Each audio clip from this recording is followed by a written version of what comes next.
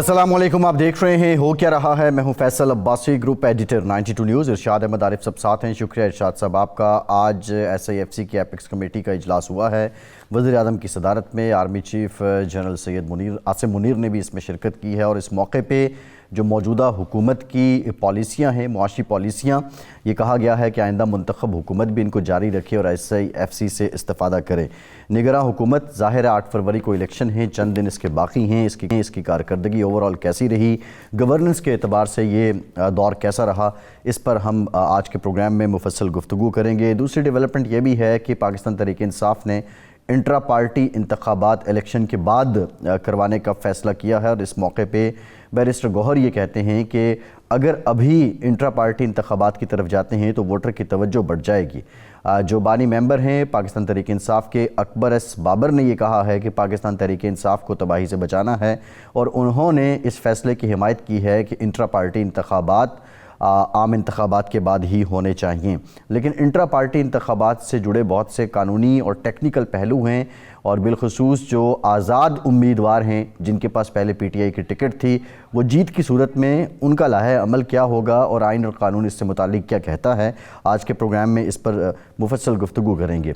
Lahore high court के justice Shahid Jameel ने इस्तीफ़ा दे दिया है और उन्होंने इस्तीफ़े में दर्ज किया है कि वो ज़ाती वजूहात की बिना पर इस्तीफ़ा दे रहे हैं और साथ ही साथ उन्होंने शायर मशरिक़ हज़रत अल्लामा इकबाल के 4 अशार भी इस इस्तीफ़े में दर्ज किए हैं। बज़ाहिर वो बिलवास्ता तौर पे क्या पैगाम दे रहे हैं, ये भी बड़ा एक कलीदी नुक्ता है। आज के प्रोग्राम में इस पर भी बात करेंगे। फैसलाबाद में मुस्लिम लीग नून ने पावर शो किया।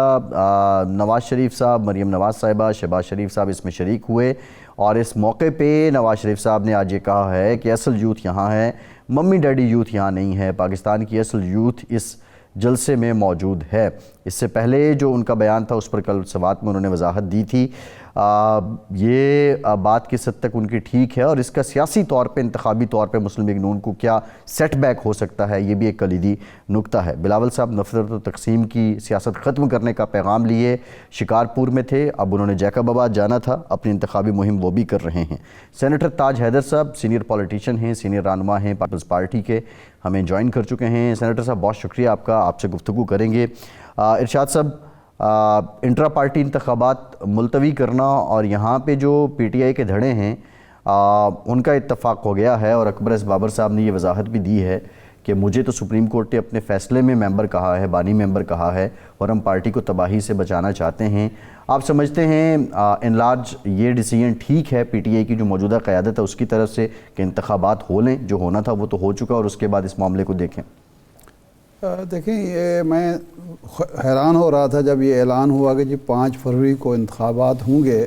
आपको याद होगा कि इस पार्टी में जो पहली दरार या ख़राबी पैदा हुई वो 2012 में उस वक्त हुई जब पूरी कौम और सारी सियासी जमातें आम इंतखाबात का इंतज़ार कर रही थी क्योंकि वो ज़ाहिर मई में होने थे। और लेकिन खान साहब ने ऐलान किया कि जी मैं 2013 में के आगाज़ में इलेक्शन कराऊंगा, 12 के आखिर में या 13 के आगाज़ में, यही दिन थे। तो उसकी वजह से ज़ाहिर पार्टी के अंदर इख्तलाफात भी पैदा हुए, पार्टी की तवज्जो भी बढ़ गई, पार्टी के जो लीडरशिप थी जो इलेक्शन की तैयारी कर रही थी वो अपनी लड़ाइयों में मगन हो गई। और अब फिर वही गलती की जा रही थी कि जी इस वक्त आपके उम्मीदवारों को, आपको गिला है, आप शिकायत करते हैं कि आपके उम्मीदवारों को काम नहीं, ग्राउंड में काम नहीं करने दिया जा रहा, आपके वर्कर को हरासा किया जा रहा है और आप उनको निकाल रहे हैं कि जी आप छोड़ें जनरल इलेक्शन को, आप पार्टी इलेक्शन करें। ज़ाहिर है उससे पार्टी इलेक्शन जब भी जहाँ भी होते हैं उसमें इख्तलाफात होते हैं, आपस की शिकरंजियाँ होती हैं और तवज्जो बढ़ती है, तवानाइयाँ जो हैं उधर खर्च होती हैं। बाल अगर उन्होंने मुलतवी कर दिए तो मेरा ख्याल है किसी ने अकल दी होगी कि भाई ये मौजूद वक्त नहीं है, आप इस पर अपनी तवानाई ज़ाया करने की उसी तरफ ताज हैदर साहब की तरफ भी जाएंगे। शायद जमील साहब का जो इस्तीफ़ा है ज़रा उस पर भी कमेंट कर लें। ये 2 इस्तीफ़े पहले सुप्रीम कोर्ट से आ चुके हैं और दोनों के बारे में तो खैर वो दोनों जज साहबान जो थे, एजाजुल हसन साहब और जो दूसरे साहब थे, उनके बारे में तो एक नकवी साहब के बारे में तो مسلم لیگ نون کو تحفظات تھے، وہ ان کے خلاف کمپین بھی چلا رہی تھی، قاضی فائد عیسیٰ صاحب سے بھی ان کے اختلافات تھے چیف جسٹس صاحب کے ساتھ، لیکن شاہ جمیل صاحب کا ایسا کوئی معاملہ نہیں تھا، اور وہ ایک اچھی شہرت کے جج ہیں، قابل جج ہیں، اور جو استعفیٰ انہوں نے دیا ہے اس میں اگرچہ خود وجہ کوئی نہیں لکھی، لیکن جو علامہ کے اشعار لکھے ہیں اس سے بہت کچھ واضح ہوتا ہے کہ وہ تاثر یہ دینا چاہتے ہیں کہ اس وقت عدلیہ جو ہے وہ دباؤ کا شکار ہے۔ انہوں نے 3 شعر میں پڑھ دیتا ہوں کہ اقبال یہاں نام نہ لے علم خودی کا، یہ مکتب ہندی علامہ کی وہ ہے مشہور، اقبال یہاں نام نہ لے علم خودی کا، موضوع نہیں مکتب کے لیے ایسے مقالات، آزاد کی ایک آن ہے محکوم کا ایک سال، کس درجہ گراں سیر ہیں محکوم کے اوقات، آزاد کا اندیشہ حقیقت سے منور، محکوم کا اندیشہ گرفتار خرافات۔ یہ حقیقت یہ ہے کہ اس وقت جو ہمارا قومی المیہ ہے یا قوم کی مجموعی کیفیت ہے یہ اس کی عکاسی کرتا ہے، لیکن اگر جج صاحب یہ اشعار لکھنے کی بجائے کھل کر بتاتے قوم کو کہ میں استعفیٰ کیوں دے رہا ہوں، مجھ پر کس قسم کا دباؤ ہے، کس کی طرف سے دباؤ ہے، اندرونی کوئی کشمکش ہے یا باہر کا معاملہ ہے، تو وہ زیادہ بہتر ہوتا ہے، لیکن بہرحال جی وہ رخصت ہو گئے، صحیح، اللہ کرے کہ اب وہ آزاد زندگی گزاریں، محکومی کی زندگی سے بچ گئے ہیں۔ لیکن میرا خیال ہے ہم تاج حیدر صاحب کی طرف جاتے ہیں، اور تاج صاحب یہ فرمائیں کہ ایک تو بلاول بھٹو صاحب مسلسل نفرت، تقسیم اور انتقام کی سیاست ختم کرنے کا وعدہ کر رہے ہیں، اور یہ چیزیں ہیں معاشرے کے اندر پیدا ہو چکی ہیں اور بیشتر سیاستدانوں کی پیدا کردہ ہیں، لیکن ایکشن پلان کیا ہے؟ کیا کوئی نیا میثاق جمہوریت چاہتے ہیں بلاول صاحب؟ جی میں یہ عرض کر رہا تھا کہ کوئی ایسی بات نہیں ہے کہ کسی کی ذات سے کوئی جھگڑا ہے یا کسی پارٹی سے کوئی جھگڑا ہے۔ ہم بالکل کہہ چکے ہیں کہ 10 پوائنٹ کا جب ہم نے پروگرام دیا کہ اصل جو مخالفت ہے اور اصل جو جس چیز کو ختم کرنا ہے وہ غربت کو ختم کرنا ہے، مہنگائی کو ختم کرنا ہے، اور یہ جو بے روزگاری ہے اس کو ختم کرنا ہے، اور یہ ہماری نئی بات نہیں ہے، یہ بہت پہلے سے ہم کہہ رہے تھے کہ ایک مشترکہ ایک بیٹھ کے ایک میثاق معیشت بنا لیا جائے جس پہ کہ ہر پارٹیاں جو ہے وہ عمل درآمد کرے، اور سر جوڑ کے جب بیٹھیں گے تو ظاہر ہے کوئی نہ کوئی حل نکل آئے گا۔ لیکن جب ادھر سے جواب نہیں ملا تو پھر ہم نے وہ اپنا عوامی معاشی معاہدہ سامنے رکھا، اور اب ہم کہہ رہے ہیں کہ جی اس پہ گفتگو کی جائے کہ اس کو کس طریقے سے کامیاب کیا جا سکتا ہے یا اس کو بہتر بنایا جا سکتا ہے، اور ہمیں اس پہ کوئی اعتراض نہیں ہے۔ اور جتنے بھی اعتراضات کو تنقید کی جا رہی ہے وہ یہ ہے کہ دولت اشرافیہ کی جیبوں میں جائے گی یا دولت جو ہے وہ گردش میں رہے گی، اور لوگوں کی آمدنیاں بڑھیں گی اور لوگوں کے لیے سہولتیں پیدا ہوں گی۔ یہ ایک بنیادی سوال ہے جس پہ جو یہ نیا سوال نہیں ہے بلکہ یہ جو ہے بیٹل آف آئیڈیاز، یہ پرانی چیز ہے کہ جو ملک کے اندر چل رہی ہے، اور وی شیل بی بیٹرینگ اور آئیڈیالوجی اف وی ڈڈنٹ سے اٹ۔ تاجر صاحب جو اس وقت ہر ایک کا احترام، جو معاشی سسٹم اس وقت چل رہا ہے جس کو پیپلز پارٹی نے بھی سپورٹ کیا ہے کم از کم 16 ماہ تک، تو وہ تو اشرافیہ کو ہی طاقتور بنا رہا ہے، غریب کو غریب تر کر رہا ہے۔ نہ اتنا بڑا الزام نہ لگائیں ہم پہ۔ اچھا جی، جو بھی تھیں وزارتیں معیشت کی وزارتیں وہ مسلم لیگ کے پاس تھیں، اور ہم کیبنٹ میں بھی اعتراض کرتے رہے، ان کے اوپر نوٹس آف ڈسینٹ لکھتے رہے، اور 2 دفعہ صورتحال یہ پیدا ہوئی کہ بلاول صاحب کو کہنا پڑا کہ ہم گورنمنٹ چھوڑ دیں گے، اور اس کے بعد تھوڑا سا رخ جو ہے وہ ریلیف کی طرف کیا گیا۔ جو ہم سندھ میں ریلیف کر رہے تھے، اس وقت ہمیں بعض اوقات بڑی تشویش ہوتی ہے کہ ہاں 20 لاکھ مکان ہم سندھ میں بنا رہے ہیں جس میں سے 3,20,000 بن چکے ہیں، اور بلوچستان کے اندر جو 68,000 مکان بہ گئے ان کے لیے کیا ہو رہا ہے، یا جو انفراسٹرکچر تباہ ہو گیا ان کے لیے کچھ نہیں ہو رہا، یا ستلج نے جو تباہی مچائی ہے سرائکی بیلٹ کے اندر اس کی کوئی بات ہی نہیں کر رہا۔ تو ہم اپنے پروگرام کو پورے ملک میں لانا چاہتے ہیں اور اس پہ جو بھی تنقید ہے یا تائید ہے ہم جی ویلکم کریں گے.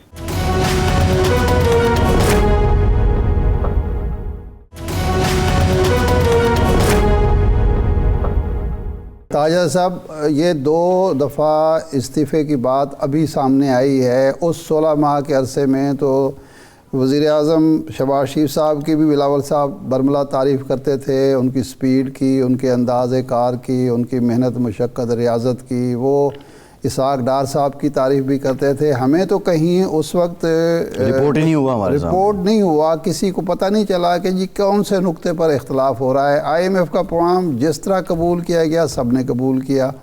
جس طرح کے اقدامات کیے اسحاق ڈار صاحب نے، جو عوام دشمن اقدامات تھے جس کے نتیجے میں مہنگائی، بے روزگاری کا طوفان آیا، اس کو سب نے سپورٹ کیا. ایک مخصوص طبقے کو مراعات دی گئیں بجٹ میں، اس پر کسی نے اعتراض نہیں کیا. تو یہ کیسے ہم کہہ سکتے ہیں کہ جی واقعی اتنا اختلاف تھا اور اس پالیسیوں کا رخ موڑا گیا؟ کے ذریعے یہ بات پتہ چلی، بعد میں پھر بات ہوئی ہماری چیئرمین صاحب سے، چینلز کے ذریعے یہ بات چلی. اور وہ اس وقت تھا کہ جب جو ریلیف تھا سیلاب زدگان کا وہ روک دیا تھا فیڈرل گورنمنٹ نے. ایک موقع وہ تھا اور ایک موقع وہ تھا کہ جب بجلی پہ پیسے بڑھائے گئے تھے. ان دونوں موقعوں پہ کہا گیا تھا اور ہمیں پہلے جیسے میں نے عرض کیا میڈیا کے ذریعے پتہ چلا اور چینلز کے ذریعے پتہ چلا کہ انہوں نے کہا کہ صاحب اگر یہ ہوگا تو ہم حکومت چھوڑ دیں گے اور ہمارے لیے مشکل ہوگا حکومت میں رہنا.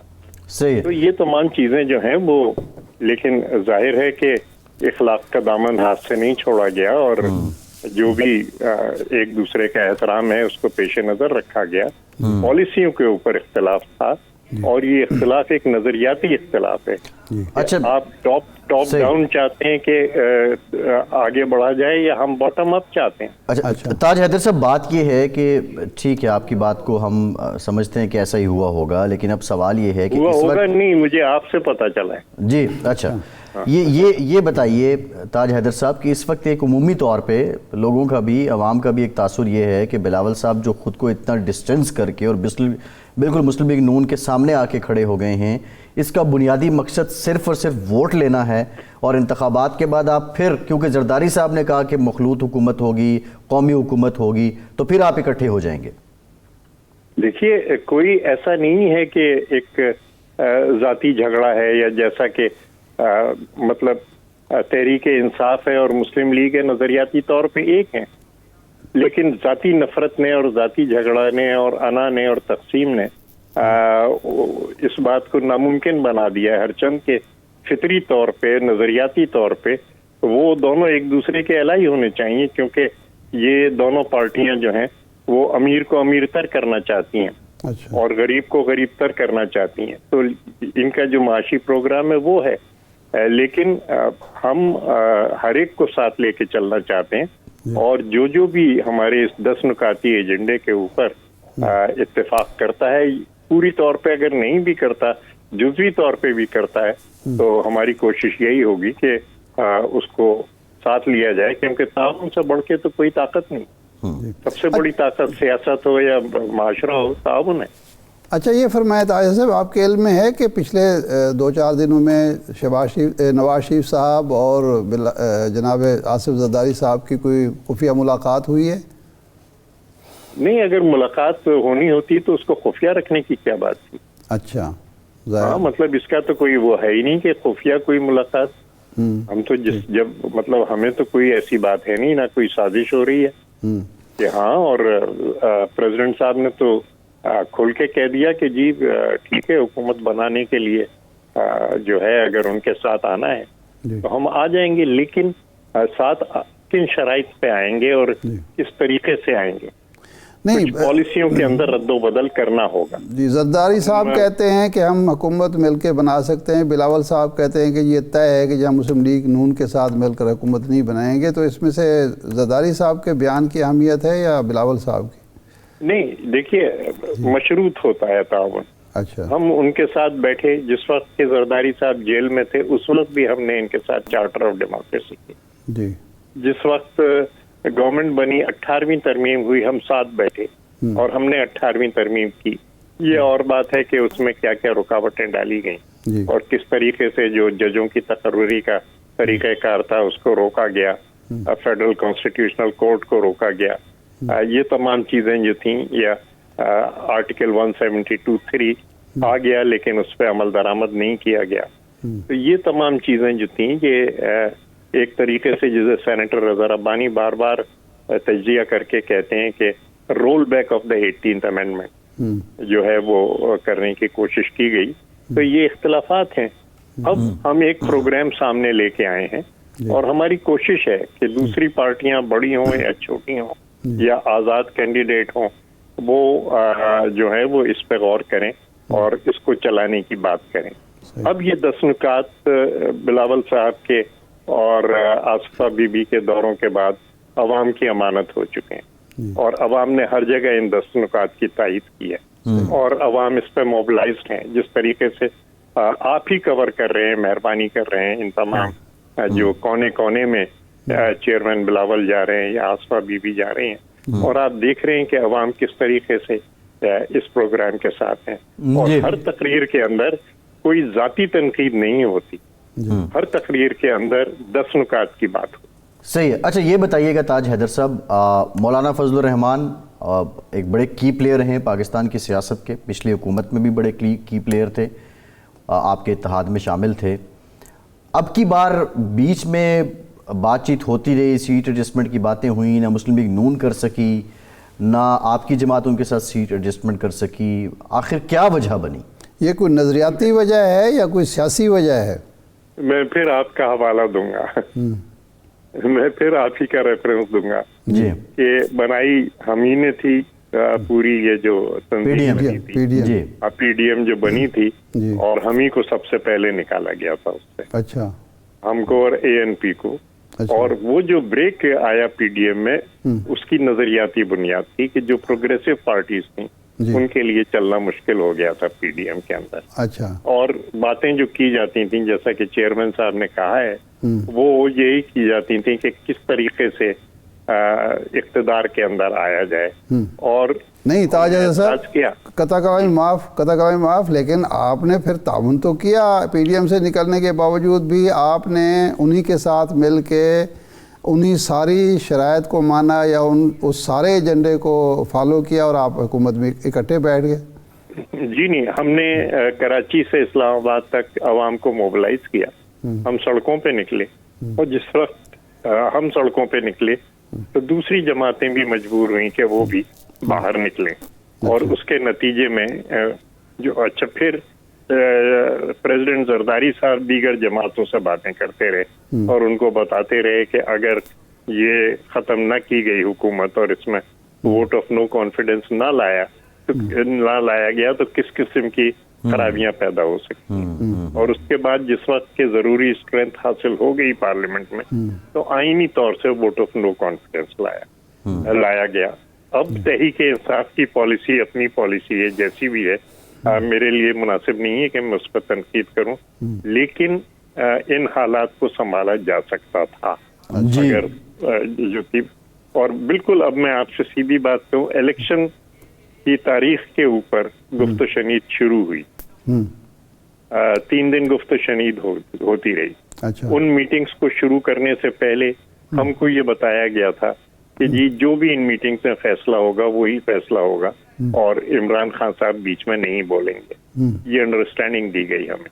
अच्छा। लेकिन जिस वक्त के हर चीज तय हो गई तो मीडिया ने रिपोर्ट किया कि जनाब तय करके कुछ उठे और वहां से एक फोन आया और फिर अव्वल तो इमरान खान साहब जिस वक्त मीटिंगें शुरू नहीं हुई थी उस वक्त ही अपनी शराइत वो देने लगे कि नहीं जनाब सिंध असेंबली भी तोड़ी जाए और मरकजी असेंबली भी तोड़ी जाए। हरचंद के बाद सिर्फ ये हो रही थी कि अगला इलेक्शन कब किया जाए और उस पे एक इत्तेफाक राय हो चुका था और उस इत्तेफाक राय के बावजूद वो तमाम मसले को उलझा दिया गया।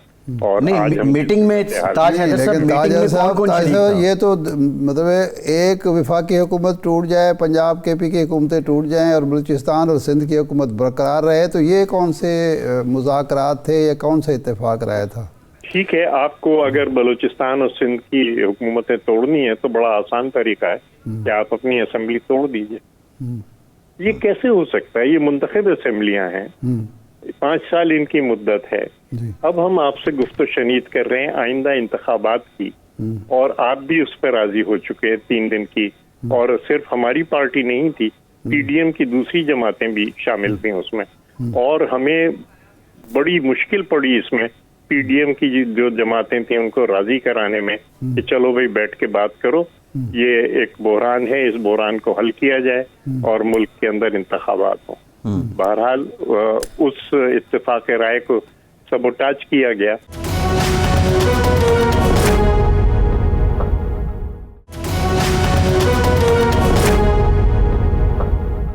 تاج صاحب جو ہماری اطلاعات ہیں وہ یہ ہیں کہ یہ طے جب سب کچھ ہو گیا تو پتہ چلا کہ جی زین بگٹی صاحب جو ہیں وہ بہت امپورٹنٹ ہیں، وہ نہیں مان رہے، اور خالد مگسی صاحب نہیں مان رہے.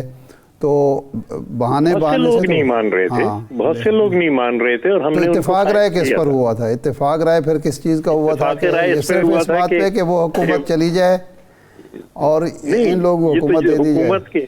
حکومت کے جانے کے بعد جب میں وہ عرض کر رہا ہوں، ملک میں جس وقت یہ مطالبہ کیا جا رہا تھا کہ نئے انتخابات کرائے جائیں، اور اس وقت یہ پوزیشن تھی کہ بھئی دوسری اسمبلیوں کو نہ توڑا جائے بلکہ نئے انتخابات کی طرف جائیں. اس وقت جو بات چیت ہوئی، شاہ محمود قریشی صاحب میرے محترم، میرے بہت پرانے ساتھی، وہ ادھر سے لیڈ کر رہے تھے. انڈرسٹینڈنگ انہوں نے یہ دی تھی کہ جی اس میں عمران خان بیچ میں نہیں آئیں گے، جو بھی ہمارا آپس کا فیصلہ ہوگا وہ طے ہو جائے گا. اب اس پہ کہ عمران خان صاحب کی پارٹی سے بات کی جائے، ہم نے ایم آر ڈی کی جو دیگر جماعتیں تھیں ان کو راضی کرایا. پی ٹی ایم کی جو دیگر جماعتیں تھیں ان کو ہم نے راضی کرایا.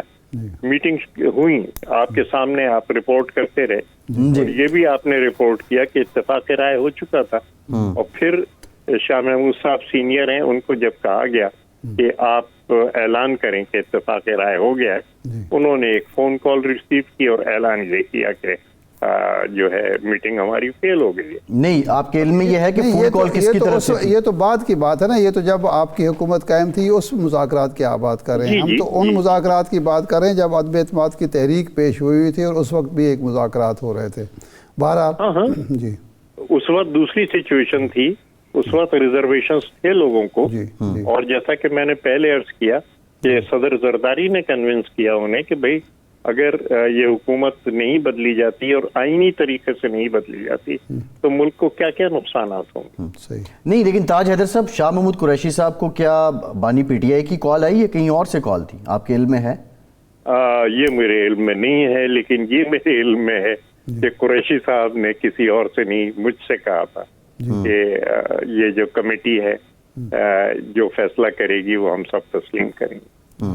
صحیح ہے، اور پھر تسلیم نہیں کیا آپ یہ کہہ رہے ہیں؟ میں آپ کو بالکل اپنا نام لے کے کہہ رہا ہوں کہ ایئرپورٹ پہ، اسلام آباد ایئرپورٹ پہ کھڑے کھڑے ان سے بات ہوئی. میں نے اعتراض کیا کہ جناب وہ بیچ میں آ کے ہر چیز کو ختم کر دیتے ہیں. مجھے یقین دلایا گیا کہ جناب ایسا نہیں ہوگا.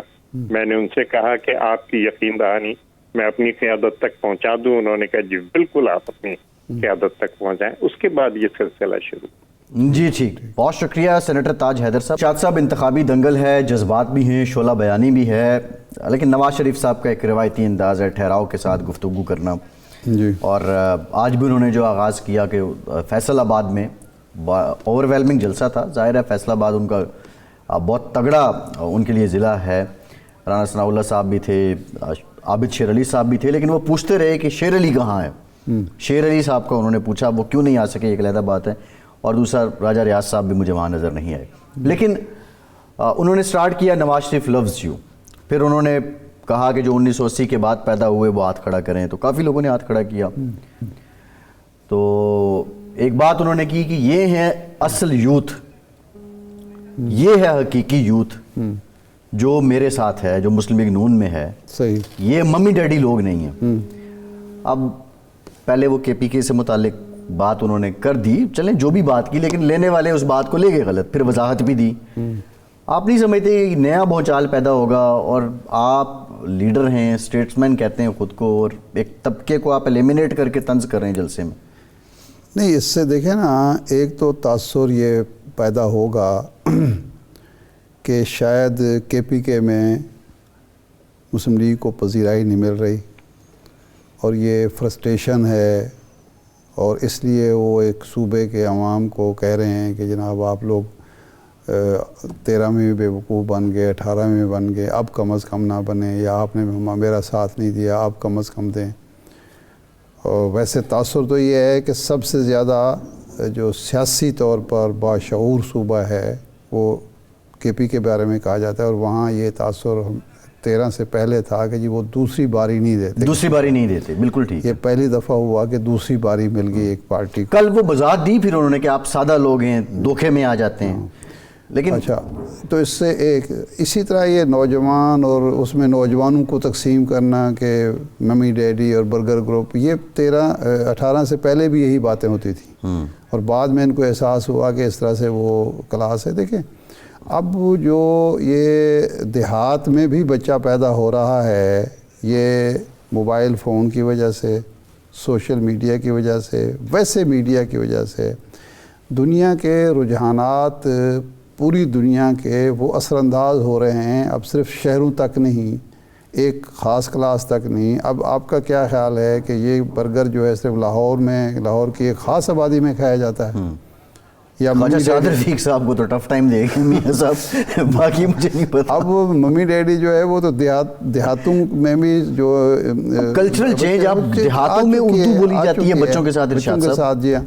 تو اب آپ اس طرح کی بات کر کے اس نسل کو ایک تو یہ تاثر دے رہے ہیں, اپنے جو مدعا ہیں ان کو, کہ شاید میاں صاحب ان سے بڑے خائف ہیں, اور ان کو یہ تاثر دے رہے ہیں کہ ہمیں آپ ناپسند کرتے ہیں, ہمیں آپ سمجھتے ہیں کہ ہم کوئی حقیر لوگ ہیں, کہ ممی ڈیڈی گروپ جو ہوتا ہے وہ کوئی حقیر لوگوں کا گروپ ہوتا ہے. یہ بات تو نہیں ہے نا. تو باقی وہ محتاط رہنا چاہیے میاں صاحب کو, ہر سیاستدان کو محتاط رہنا چاہیے, اس لیے بھی کہ ان کا جو اپنے مخالف پر سب سے بڑا الزام ہوتا تھا وہ یہ تھا کہ وہاں اوپر سے نیچے تک غیر محتاط گفتگو ہوتی ہے. جی, اور یہ باتیں ہم بھی کیا کرتے تھے, ہوتی بھی رہی ہے. بالکل ٹھیک ہے, ہوتی بھی رہی اب ہے. وہی باتیں آپ بھی کریں آگے, وہی باتیں آپ نے شروع کر دی, تو اس کا مطلب ہے کہ آپ کا رول ماڈل یا آپ کا آئیڈیل وہ بنتا جا رہا ہے. آپ سمجھتے ہیں کہ اس طرح کی باتیں کریں گے تو شاید پاپولر ہوں گی. جی, تو میرا خیال ہے نہیں ہونی چاہیے, اور اس بات کو سمجھنا چاہیے کہ نوجوان اس وقت, اور وہ نوجوان خواہ شہر کا ہے, خواہ دیہات کا ہے, خواہ وہ ڈیفنس کا ہے یا چوک یتیم خانے کا ہے, وہ نوجوان کچی آبادی کا ہے یا بہت ہی الٹرا ماڈرن گھرانے کا ہے, یا عزیز آباد کا ہے, یا اسلام آباد کا ہے. اب ان کے اندر جو ہے وہ گیپ نہیں ہے. وہ جو کلاس گیپ تھا نا, شعور کی سطح پہ, سوچنے سمجھنے کی سطح پہ, وہ کم ہو گیا, ختم ہو گیا. اب اس کا ایک اور پہلو دیکھیں, بڑی انٹرسٹنگلی بات ہے. بلاول صاحب نے آج جو جیکب آباد میں انہوں نے جلسہ کیا, شکارپور میں جو جلسہ کیا, اس میں انہوں نے کہا جی ہم نفرت اور تقسیم کی سیاست کو ختم کریں گے. ادھر میاں صاحب نے تھوڑی دیر پہلے فیصل آباد میں یہی بات کی. پوائنٹ از دیٹ کہ آپ کی ایک بات دوسرا بندہ جو بات کر رہا ہے, اوورال کوئی دلیل نہیں ملتی. ہم نے بڑی ابھی سمجھنے کے سوال پوچھے کہ آپ کیسے کریں گے, لائے عمل کیا ہے, لیکن آپ کا بیان خود دوسرے کو ایک دلیل دے رہا ہے کہ وہ بات ٹھیک کر رہا ہے اور وہ اس سے ہٹ کے اپروچ لینا چاہ رہا ہے. تو آئی تھنک وہ اس کا فائدہ بھی ہوگا. پرابلم کیا ہے؟ پرابلم یہ ہے کہ ہمارے ہاں سیاست صرف الزام تراشی. دیکھیں, زندگی جو ہے وہ اپنی خوبیوں پر انسان جیتا ہے, دوسری کی خرابیوں پر, کمزوریوں پر نہیں جیتا. دوسری کی خامیاں جو ہیں مجھے کچھ پوائنٹ سکورنگ میں تو شاید فائدہ دے جائیں, لیکن میری کامیابی جو ہوگی میری اپنی خوبی کی بنیاد پر ہوگی, نہ یہ کہ دوسرے کی ناکامی یا کمزوری یا خامی کی بنیاد پر ہوگی. تو لیکن ہمارے ہاں کیا ہوتا ہے کہ ہم بجائے اس کے کہ اپنا ایجنڈا ڈسکس کریں, کوئی پروگرام ڈسکس کریں, آپ لوگوں کو ایک شعور کی ایک خاص سطح پر سمجھ کے ان کے ساتھ ڈائلاگ کریں, ہم دوسرے کی خرابیاں، دوسرے کی کمزوریاں، دوسرے کی خامیاں اچھال کر جی اپنے آپ کو بہتر ثابت کرنے کی کوشش کرتے ہیں۔ صحیح۔ ایک تو یہ ہے کہ انسان کہے کہ جی میں، میاں صاحب یہ کہتے ہیں کہ جی میں نے آپ کو موٹر وے دیا، میں نے آپ کو سڑکیں دیں، میں نے آپ کو شہروں میں فلائی اوور دیے، سارا بھئی یہ کافی ہے بیان کرنے کے لیے، بجائے نہیں، یہ بیان کیا انہوں نے، کرتے ہیں نا، انہوں نے کہا تنخواہ دی ہے شہباز شریف نے آپ کو میٹرو پہ، مطمئن ہونا چاہیے، آپ کو مطمئن ہونا چاہیے۔ لیکن میری ایک گزارش تمام لیڈرشپ سے یہ بھی ہے کہ آپ اس سے آگے بڑھ کے، یہ بھی انسانی زندگی کی ضرورتیں ہیں، لیکن ایک قوم بنانے کے لیے بھی آپ کچھ کریں، ایک مینٹور کا کردار بھی ادا کریں۔ ایک قوم جو ہمیں تقسیم ہو چکے ہیں، یہ تقسیم کی ختم کرنے کی، آپ سندھی اور بلوچی اور مہاجر اور پنجابی، یہ تقسیم آپ ختم کریں، یہ اوپر کی کلاس اور نیچے کی کلاس، اس تقسیم کو آپ ختم کریں۔ ایک نصاب کا جو نعرہ لگتا رہا ہے، آپ سیاستدان نصاب تعلیم سے بھی زیادہ بہتر انداز میں قوم کو اکٹھا کر سکتے ہیں اگر وہ چاہیں تو، اگر وہ بات علم کی کریں، شعور کی کریں، اپنی ذہنی سطح بلند کریں اور اس سطح پہ لوگوں کو ایڈریس کریں، تو یہ قوم کو متحد کرنے کا، ایک قوم بنانے کا عمل بالکل ٹھیک ہے ارشاد صاحب۔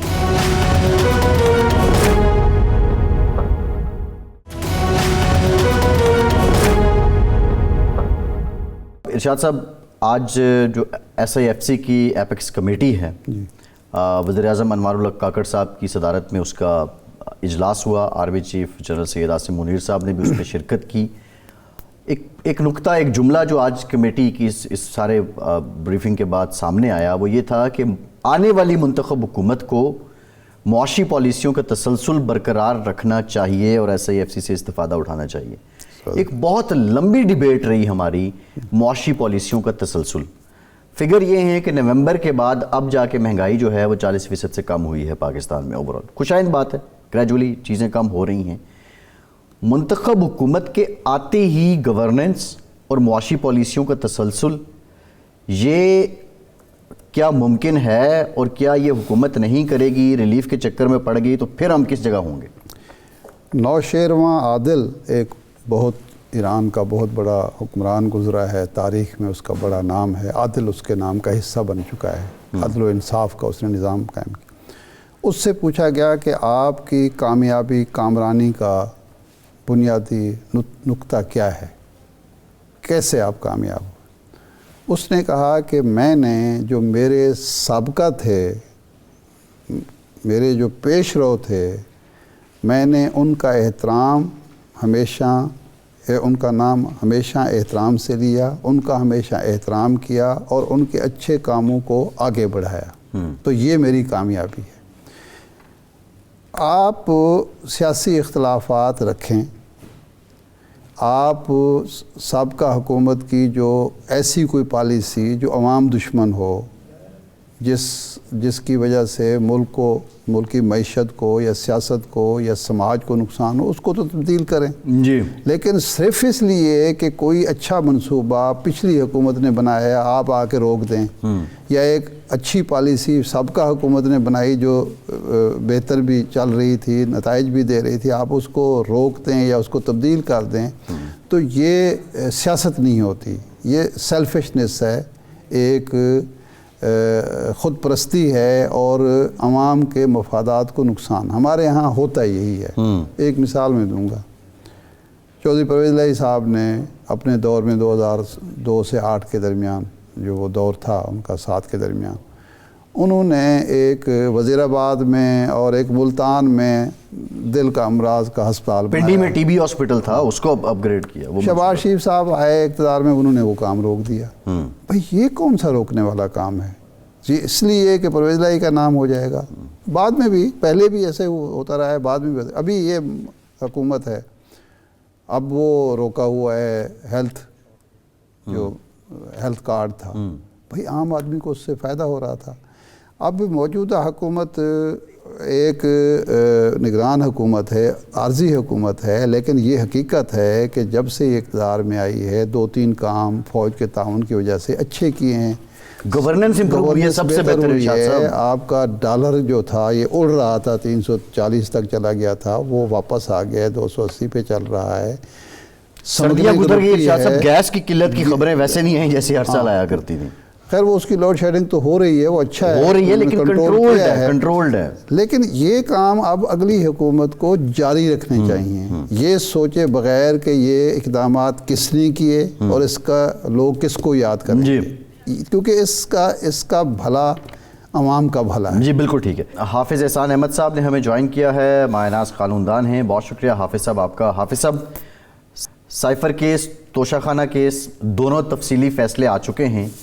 یہ فیصلے پڑھنے کے بعد آپ کیا سمجھتے ہیں کہ جو پی ٹی آئی کے حامی وکلاء اور کچھ دیگر جو قانون دان تھے وہ یہ کہہ رہے تھے کہ یہاں پہ جو فیئر ٹرائل کا الزام ہے وہ کسی حد تک بظاہر لگتا ہے کہ ٹھیک ہے، جائز ہے، اس بیس پہ جب یہ اپیلوں میں جائیں گے تو یہ فیصلے سیٹیسفائیڈ ہو جائیں گے، آپ کی رائے کیا ہے؟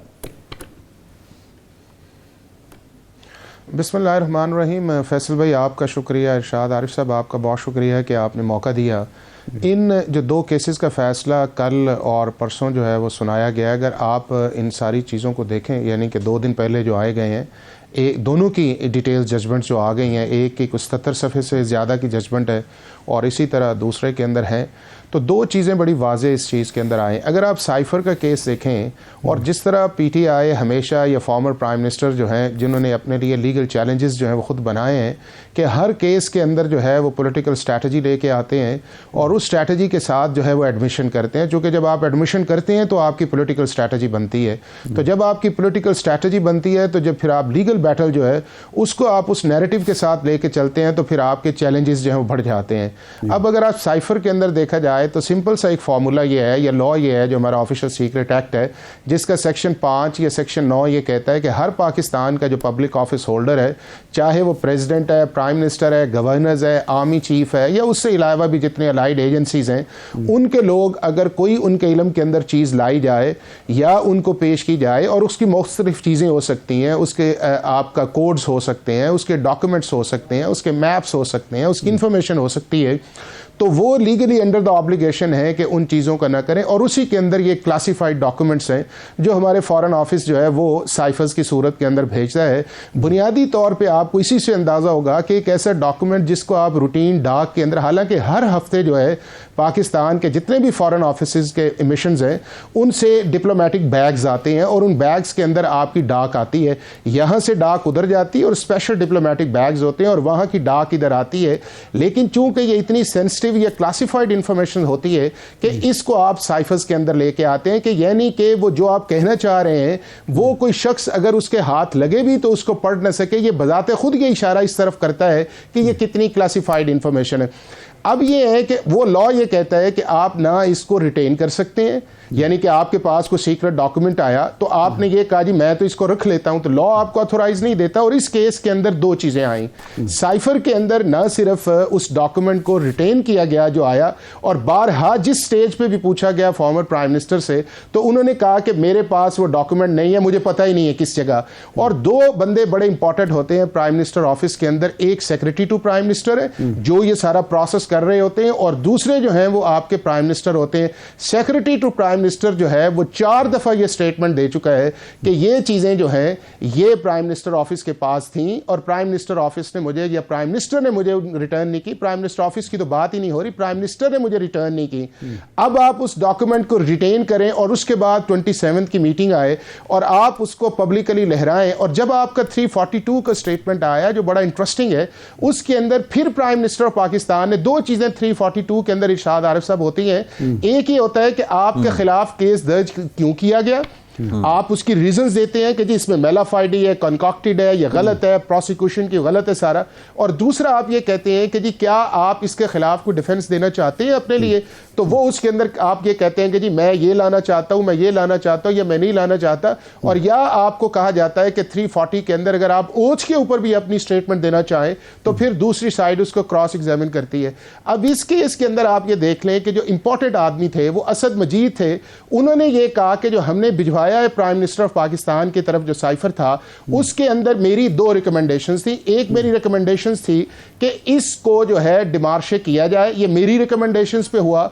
और दूसरी चीज, इसके अंदर ना थ्रेट था ना इसके अंदर जो था वो कॉन्स्पिरेसी का था। और यही वो 2 पॉइंट्स थे जिसको फॉर्मर प्राइम मिनिस्टर जो है उन्होंने प्ले अप किया, और आपने वो ऑडियो भी देखी जो आजम खान की आई। यही चीज आजम खान ने कही कि इन्होंने कहा कि इसको हाफिज साहब ये सब बातें बावजूद जो नुक्ता है, हाफिज फाइनल साहब जो नुक्ता है, देखिए अब ये फैसला आ गया, ये प्रोसीडिंग्स भी हमने देख ली, पाकिस्तान के अवाम को भी इसका पता चल गया, लेकिन बतौर लॉयर ये बताइए कि ये फैसले पढ़ने के बाद आप समझते हैं कि ये 1-2 समात में एपलेट कोर्ट्स में ये फैसले सेटिसाइड हो जाएंगे, या मुमकिनात ये हैं कि ये वापस ट्रायल कोर्ट को भेजे जा सकते हैं, या जिस तरह साइफर में बात करें तो जो बात की जाती है कि जिरा का हक नहीं दिया गया, स्टेट काउंसिल ने जिरा की, तो ये जिरा से दोबारा शुरू हो सकते हैं। आपकी सेंस इस पे क्या कहती है? अच्छा फैसल इसके अंदर ये है कि मैं सिर्फ एक करके 342 के अंदर प्राइम मिनिस्टर का एडमिशन है, और जब किसी केस के अंदर आप एडमिशन कर लें तो फिर आपकी प्रोसिक्यूशन जो है वो डोमिनेट कर देती है। अब इसका दूसरे एस्पेक्ट्स आते हैं जो प्रोसीजर वाला है जिसके अंदर ट्रायल पे बात की गई है। डेफिनेटली ये है कि सेक्शन 340 जो CRPC है उसके अंदर एक्यूज्ड अपनी मर्जी का काउंसिल करे, उसका हक है, क्रॉस एग्जामिन करे, उसको मौका मिलना चाहिए। 342 के बाद स्टेटमेंट्स आनी चाहिए। अगर सिर्फ केस को इस हद तक लेके जाया गया कि जी मुझे मौका दिया जाए, मैं अपने गवाह भी ले आऊँगा, या मैं अपने लॉयर्स को भी कहूँगा, या मैं कोर्ट से कोऑपरेट करूँगा, या जज साहब ने जो लिखा है कि इन्होंने कोऑपरेट नहीं किया या ये अवॉइड करना चाह रहे थे, तो इन सारी चीज़ों को मेरे जो मौका दें वो करेंगे। तो कोर्ट्स पाकिस्तान की, सुप्रीम कोर्ट ऑफ पाकिस्तान की एक नहीं कई जजमेंट इस चीज़ के अंदर है कि अदालत इस चीज़ को रिमांड कर देती है उस सज़ा को सेट असाइड करके, और उसी जगह से स्टार्ट करती है जहां से इनका क्रॉस एग्जामिनेशन वाला मामला। चूंकि ट्रायल के अंदर जो सबसे इंपॉर्टेंट चीज़ है चार्ज ऑफ फ्रेम के बाद, वो एक्यूज के लिए क्रॉस एग्जामिनेशन है। बिल्कुल ठीक है हाफिज साहब, ये है कथा कलामी की माफी, प्रोग्राम का टाइम खत्म हो गया है। हाफिज एहसान अहमद साहब, इरशाद साहब, आपका शुक्रिया। आज के प्रोग्राम से इतना ही। अपना फीडबैक जरूर दीजिएगा। इजाजत दीजिए।